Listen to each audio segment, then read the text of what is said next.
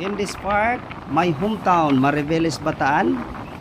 Yan, dyan banda, Mariveles, Bataan. Padaan na lang muna ako dahil ihatid ko muna ito sa Maynila. Trabaho muna tayo. At siyempre yan, Corregidor Island, Caballo Island. At siyempre dito sa kabilang side, nandito yung El Fraile. Yan. Yung kanyon, sa gitna ng dagat, bago pumasok ng Manila Bay.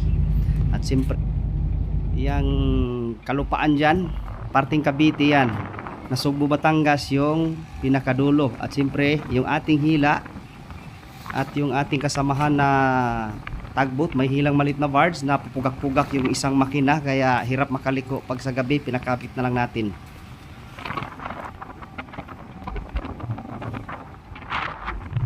El Fraile, oh, yung kanyon sa gitna ng dagat, sa may malapit sa Corregidor, sa pagitan ng Bataan at saka ng Cavite.